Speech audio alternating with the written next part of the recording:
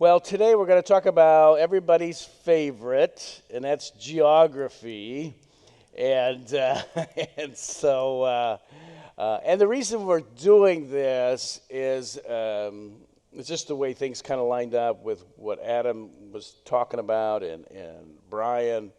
But I thought that this would just add some layers of information. So then, as we dive into Matthew and get into things, you'll have a little bit of context from which to draw from and to help you understand, and things will look different to you. I remember having a conversation with Peggy a couple weeks ago. Peggy grew up in Harbor Beach, and so we were talking about the Sea of Galilee and comparison. And it's, you think of a sea and you think it's bigger than Lake Huron. And it's not, and so as you know those little things, it helps you develop an understanding of things, and so we'll kind of walk through some things. So if technology is working, this will be great. If not, we'll just kind of muddle through it today. Can you throw up that first one with the Mandalorian? That's fine. One with the Mandalorian. It's at the end, I think. No, the Star Wars character. Man. You didn't get that one? All right. Did you get the one of Michigan? Yep. So anyway, the Mandalorian one was, I think I saw posted, but it was, when we talk about geography, and I understand that some people in this room really love it, get into maps, and then there's other people like, when you're talking about going north, it's like you're just totally lost, and we just want to know, where is Chick-fil-A? You know what I'm saying? But let's get to this one. So just to kind of build a reference, the city, or Israel, modern-day Israel right now, as you can see, that's a picture of Lake Michigan, and Israel fits in Lake Michigan. So that's the area we're talking about today. And so what we'll do, Braden, you just show me a picture, and I will jump around in my notes. Things may be a little jumbled. So let's see what picture. So this is the wilderness. If you look down by the Dead Sea, you'll see off to the left, it says the wilderness of Judea. This is what it would look like. Does anybody have any idea what these lines would represent? What's that? Nope, not years. This is the grazing pattern of the goats and the sheep. Isn't that crazy? And this is in the wilderness, And so when we talk about the temptation of Jesus, this is the area we're referencing. So if you want to highlight that area, comment there about the temptation, the wilderness of Judea. All right. Everybody there?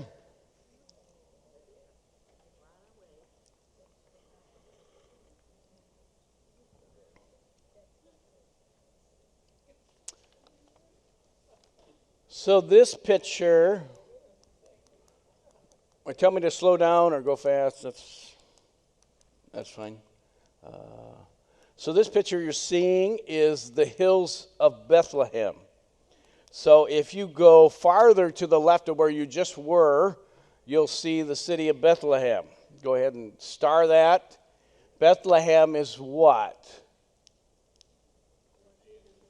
Birthplace of Jesus. And this is the rolling hills that they would have grazed the sheep. Sad to say there probably weren't cows So there wasn't a little drummer boy. There wasn't an inn. It is pretty common in this area. I don't have a picture of it. That randomly you'll see caves in the side of these hills. And it's very possible that's where Jesus was born. We don't know for sure. Typically in that culture, you would have a guest room as part of your house, and you would open it up to people. The problem is, with Mary being pregnant, what happens to the whole household? Does anybody know? Anybody know they're Jewish?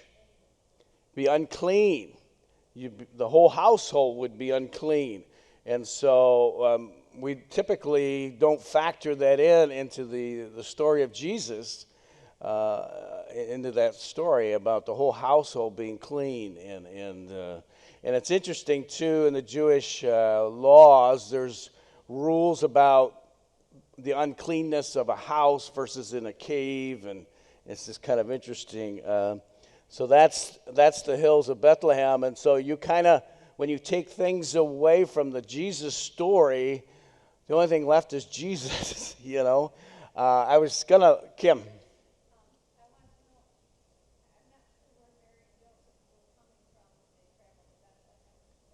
They were traveling to Bethlehem, yeah.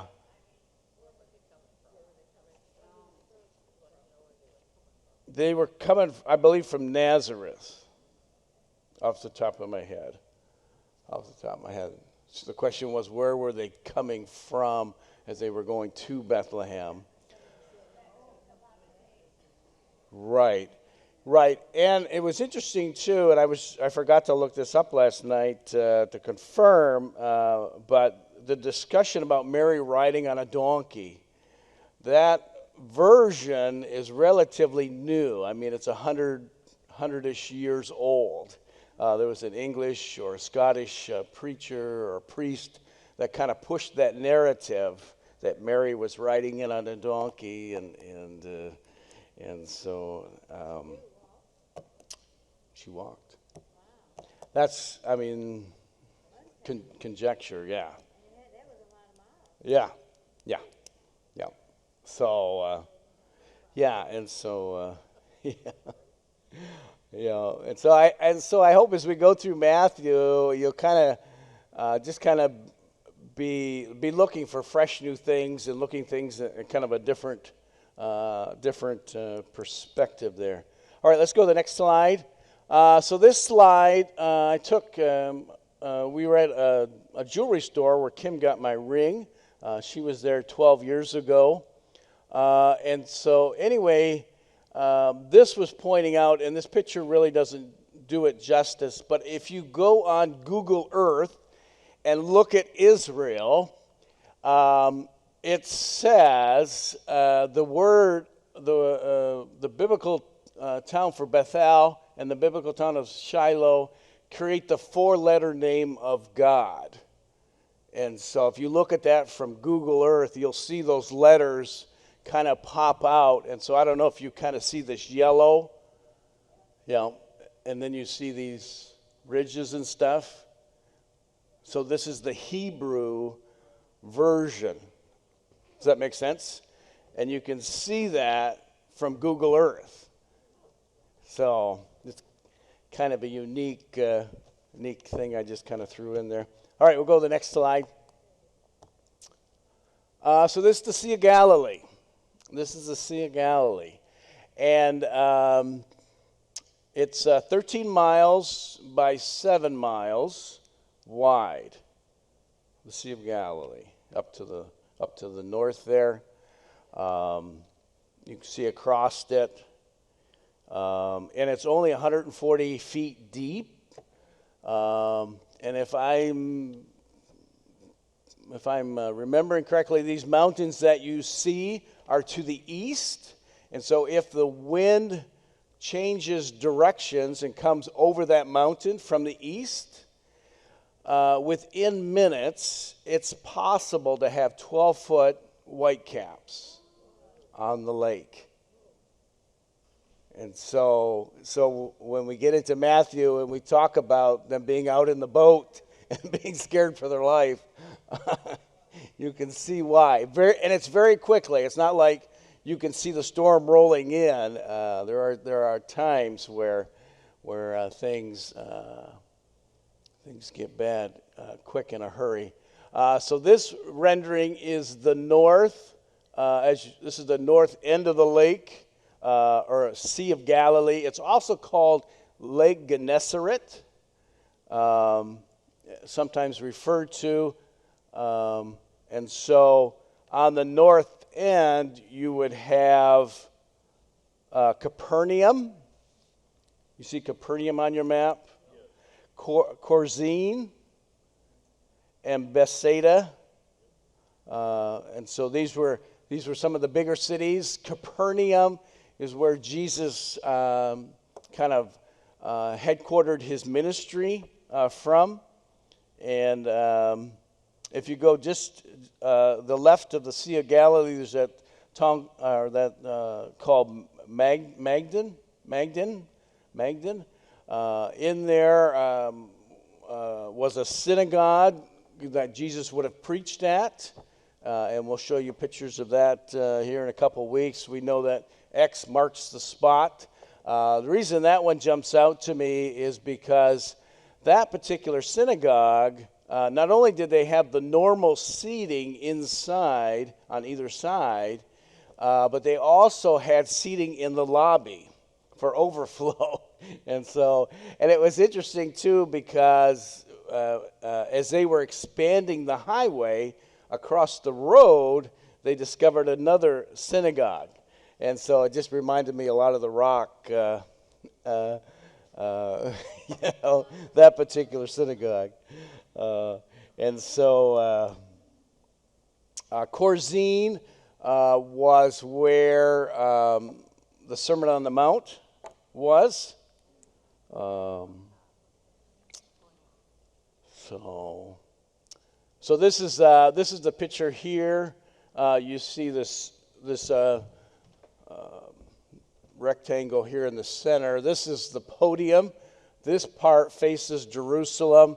So Jesus would have stood there and preached. There's seating along the perimeter, and then this is the entryway, and there were more seating.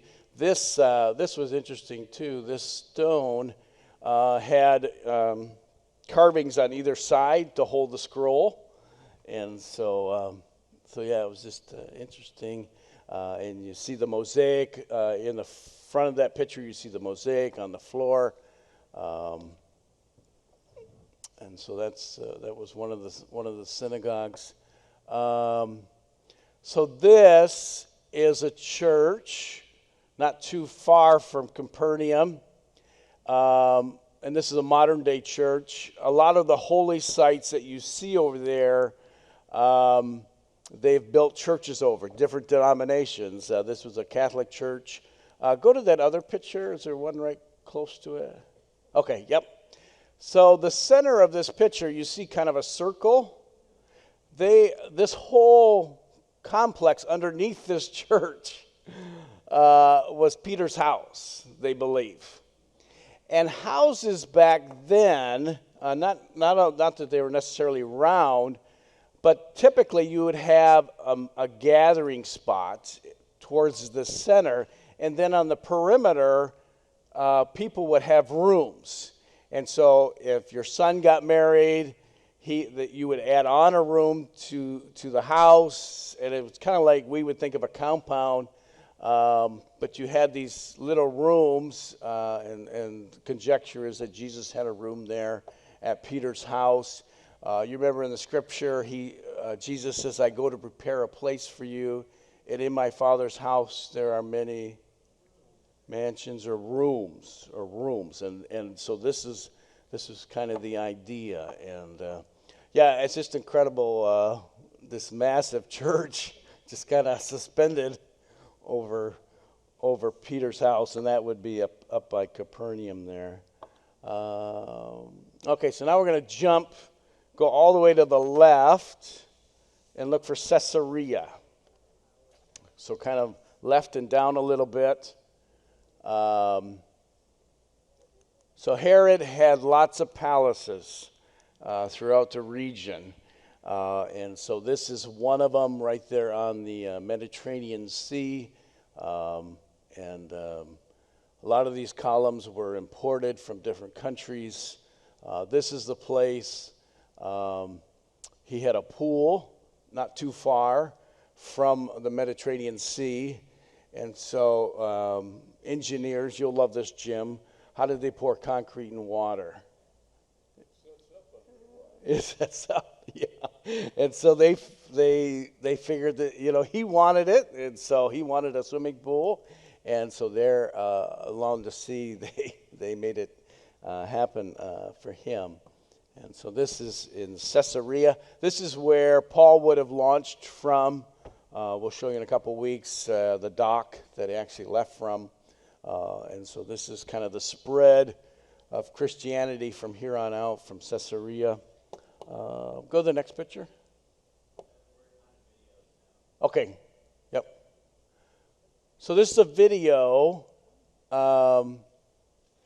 We are looking at the valley going towards Jericho. And so as I'm panning to the right here, not to make you seasick, is Jericho. And so go down to the Dead Sea and look to the north, and you see Jericho. Everybody there? Okay. Jesus would heal a blind man here. The big thing I wanted to talk about with Jericho, we did a drive-by of the old city. We went to one of Herod's sons. Now, just to give you a reference, was Herod alive at this time? Herod died in Archelaus. So Herod dies in 4 AD. Archelaus builds a palace in Jericho. But he doesn't build it in downtown Jericho. He builds it to the outskirts of Jericho, thinking that the two cities would kind of grow together. It was all known as Jericho. Do you remember back in the 90s, there was a department store that moved to Silver Parkway, and not much was there. Some of you might remember that. And things built up. And so Kmart built, and then BG's came. And is that part of Fenton? You don't think of it, you know what I'm saying, but it's Fenton. And so the same is true. And the reason I bring that up is because in the story of Jericho, you'll read about Jesus, and I might have this flipped in my mind. One of the passages talks about Jesus coming up out of Jericho, and then there's another passage talking about the disciples coming down. And so you have people who look at that controversy and say, see, the Bible is not correct. There are errors in this. And they point to Jericho. The problem is Jesus was at the palace, near the palace of Archelaus, and that's where he was coming up out of to Jericho. And his disciples were in the old city part. If I have things remembered correctly. This also, too, as you look through this valley, you think about the story of the Good Samaritan. And so people would have traveled through these valleys, and so when Jesus is referencing that, this was the context. Go to the next one. Is this the same one?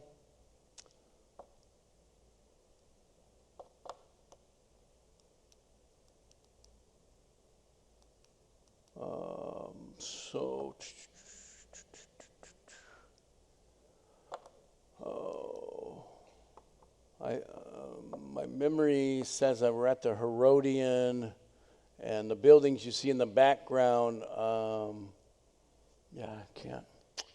Yeah, I'll have to skip over that one. I can't. So this is looking over to Nazareth. This city that you see in the background is Nazareth. So I'm standing on a brow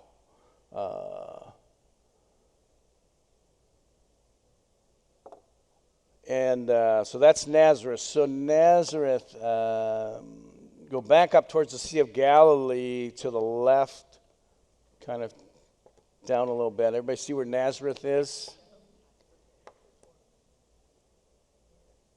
So let me read that portion of Scripture. And then if I were to turn the other way in this video, it's like a couple thousand feet drop off. And so, and even in what we showed, it's very treacherous. Let's read a little bit about Nazareth. We'll say some other things. It says, Jesus returned to Galilee in the power of the Spirit. He went to Nazareth, where he had been brought up. And on the Sabbath day, he went to the synagogue, as was custom, and he stood up to read. The scroll of the prophet Isaiah was handed to him.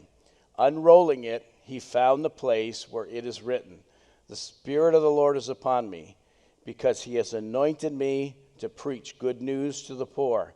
He has sent me to proclaim freedom for the prisoners and recovery of sight for the blind, to release the oppressed, to proclaim the year of the Lord's favor."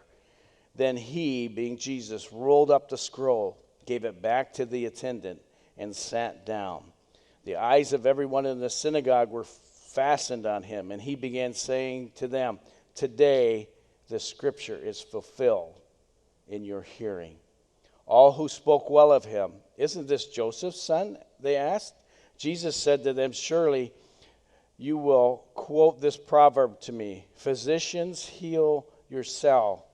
Do here in your hometown what we have heard that you did in Capernaum.' I tell you in the truth, no prophet is accepted in his hometown.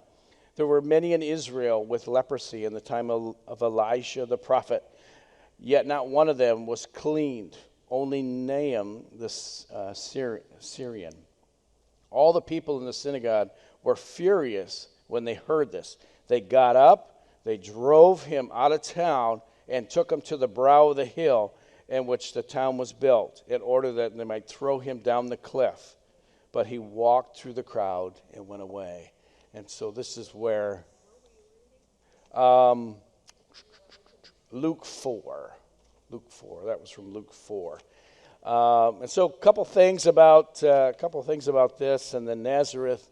So the attendant that he handed the scroll back to, some would say that was the local rabbi. And who did Jesus study under as a young boy? The local rabbi. And so some people think the attendant referenced in this story was the rabbi that he handed it to. And so I just want to throw that out there. The other thing I want you to do, if you want, take a pen and drawing an arrow in from the Mediterranean Sea, going inward, kind of above Nazareth and below Nazareth. If you want to do two arrows, those were big trade routes back in the day. And Adam referenced Hellenism was the false religion that was kind of popular in that day. Nazareth was kind of out of the way. If you went to Nazareth, you were probably lost. You know what I'm saying? It was kind of tucked up out of the way, so it was perfect for Jesus. It was also perfect, and Adam kind of talked about this, as the Jews were trying to reestablish themselves in their culture. Nazareth was a perfect place for this because you didn't have this traffic coming through. Many years ago, we went through the book of Corinthians, and Corinthians was an economic hub and a lot of trading and a lot of people coming and going. And with that brought different false religions. And did that affect the church any? It affected the church. It came into the church. But you didn't have that here in Nazareth. Nazareth was just kind of out of the way, I think, of Byron, and so it's not a huge town, so that is Nazareth. So this video here is the Jordan River up to the north of the Sea of Galilee. And so this is a video of it running. So if you want to go up all the way to the top of the picture, you see a little mountain called Mount Hermon. That's where the spring starts. And the spring has slowed down over years because of earthquakes and plate shifting. This spring doesn't produce as much water, but it does feed the Jordan River. And the Jordan River flows into the Sea of Galilee, and then it flows again down to the Dead Sea. And the Dead Sea is shrinking by feet every year. And it was pretty cool to just see where it was 20 years ago, and now it's just so much smaller. But that is Mount Hermon. And I forget where we were. We could see off in the distance this mountain. And mind you, this is 90-some degree weather in July. But as you look at this mountain in the summertime, guess what you see up there? Snow. You see snow. And they have a little ski resort. People that have been there, it was interesting. Our tour guide is originally from the west side of the state of Michigan, and she said it's a little different. It's not what you would expect. Those who've been to Mount Holly or something, but yeah, they do have skiing, and and so that just goes to show you the elevation change from there all the way down to the Dead Sea, where you're way below sea level. And actually, the Dead Sea and the Sea of Galilee are two bodies of water as far as being below sea level in their ranking. And so that sticks out. So this is the Sea of Galilee. This is a video of it. Again, these mountains in the background would have been to the east. And so that was just a nice calm day out on the Sea of Galilee. Sea of Galilee below sea level as well? Yeah.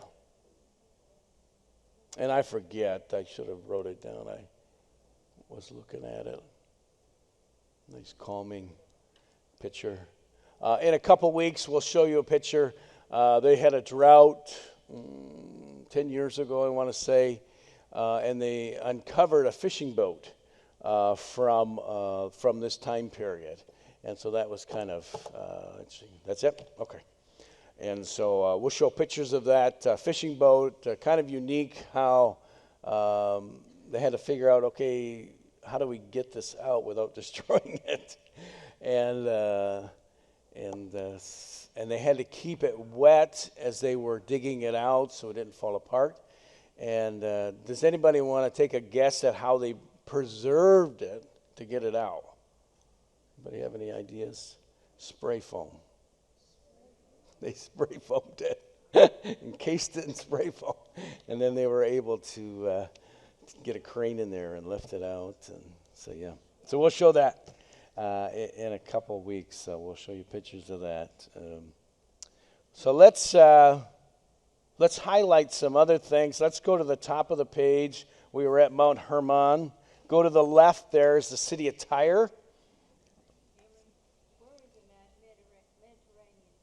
Mediterranean's off to the left. This blue. This is the Mediterranean. Yeah. And just so I should have. Geography's not my thing. I'm blessed. I married somebody who's a great navigator, and she loves maps, and where she leads, I'll follow. Because I'm directionally challenged. But real quick, so this is north. This is north. This is west. And this is east and south. Okay? So yeah, Tyre.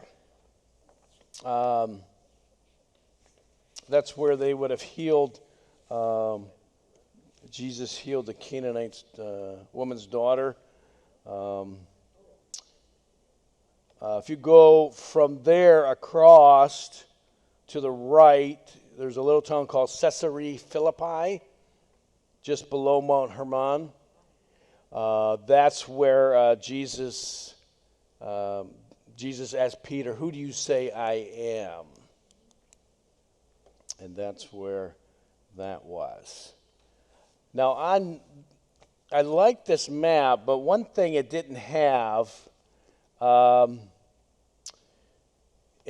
if you want to put a little triangle above the E's in Galilee, you would be close to Mount Jarmuk, Jarmuk,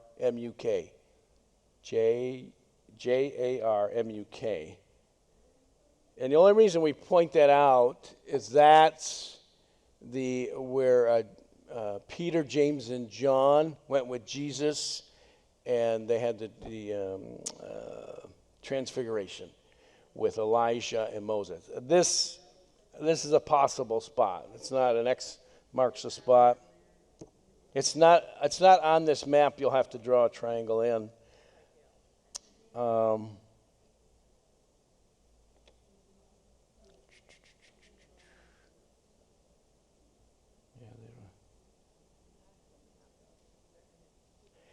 And then go south to Nazareth and go just to the right a little bit and do another triangle.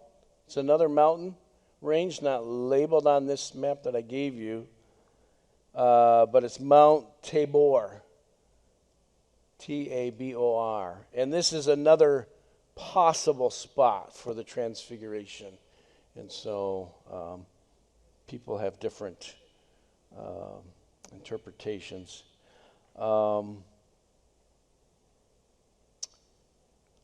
Let's go north of Nazareth for a minute, and you see the word Cana, city of Cana, right in there, wine country.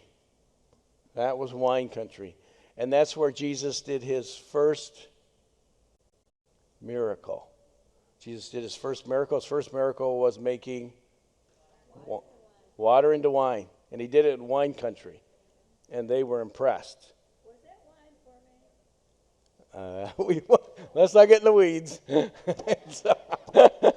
Let's not get in the weeds. We'll let somebody else teach on that. You'll have to stay tuned when we teach through Matthew. You can raise that question. We'll revisit that. Was the wine fermented? And so...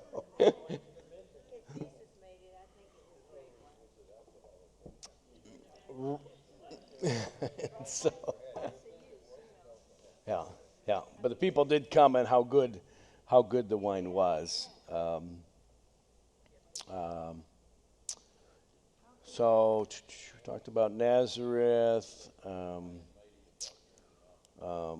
If you go south of Nazareth, there's that town called Nahum, Nain. This is where Jesus would have raised the widow's son.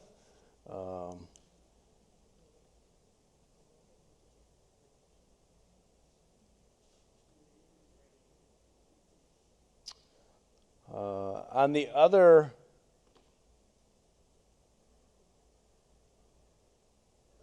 as you go over to the Sea of Galilee, if you look at the southern tip, you see that word Gadara. Gadara. Remember, Jesus went across the sea, and this is where the man in the cemetery, the demonic, and the pigs. So in that area, some think it's in that town. You see it just above Hippus, that Gergesa. That's where the pigs would have gone off. Fish food. Yeah, that's where the pigs would have gone off. Um, yeah, yeah, the demons went into the pigs. Um, so just highlight the Decapolis as you head south and to the right of the page there. Just highlight Decapolis. That's where uh, Jesus performed some miracles, and there was a feeding of the 4,000.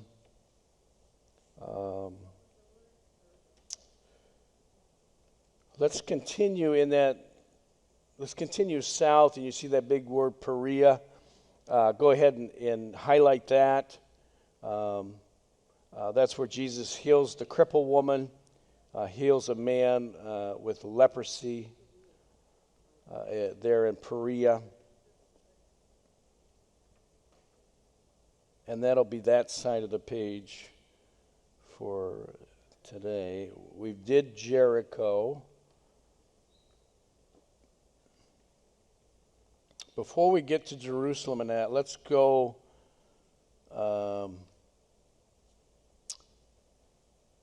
So this would kind of be in the center of the page. You see Jacob's well. Go ahead and highlight that. That's where Jesus spoke to the Samaritan woman.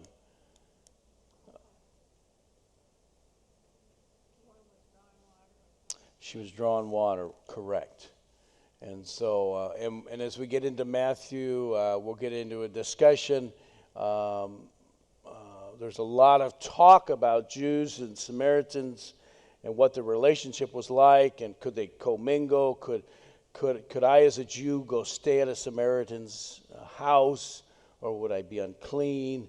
And so, some of the writings of the rabbis don't reflect what we have taught in the West, and so we'll kind of drill down a little bit on that. A little different.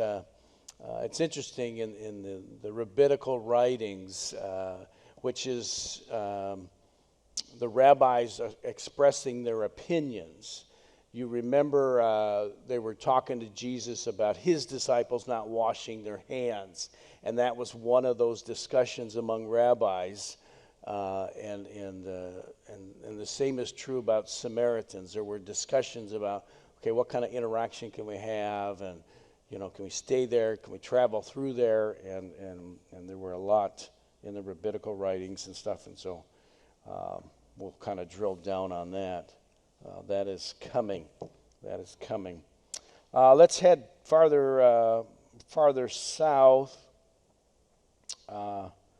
So now we get to the stuff we know. Let's do Jerusalem, and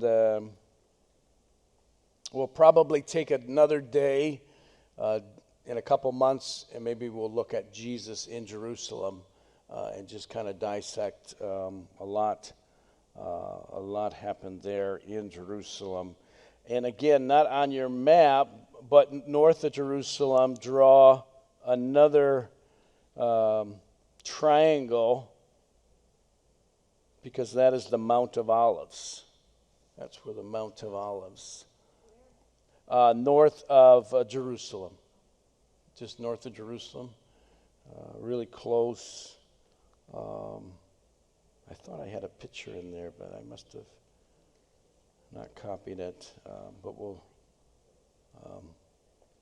pictures of the Mount of Olives. So you remember a couple weeks ago, our president was over there in Israel, and he was visiting a hospital on the Mount of Olives. I don't know the whole story. So it was interesting. The day that we were going to go to the Mount of Olives, we were going to cover post-resurrection and go from the Mount of Olives to Caesarea over on the Mediterranean, and then Joe Biden's in town, and traffic and everything is a mess, and so we kind of had to flip-flop our day, and we ended there at the Mount of Olives. You remember that was the ascension. where Jesus, there in the book of Acts, that's where that took place on the Mount of Olives. To the south there is Bethany, to the right of Jerusalem there is the town of Bethany. That's where Lazarus would have been from. And then we talked about Bethlehem, right? Yep. Bethlehem. And then just south of Bethlehem is Herodium. Go ahead and highlight that. We'll cover this coming in the weeks ahead. But remember, Jesus in a discussion says, say to this mountain, move here, and he's having that discussion. Well, this is where it takes place, and we'll show you pictures here in a couple weeks of the Herodian. So what happened, Jesus is referencing something that Herod had did years ago. So Herod took a hillside or a mountain, however you want to reference it. He had slaves move it to another hill, and then he built his palace on top of that. And so I'll show you the stairs going up to that. And so it's kind of cool being that high up. You can see off in the distance the Mount of Olives, and then you look the other way and you can see towards the Dead Sea. And so I encourage you to hang on to these maps, stick it in your Bible as we're going through Matthew, and you want to get your bearings, pull it out and look at it. I hope that it adds color and flavor to our study of Matthew. I appreciate you all enduring today.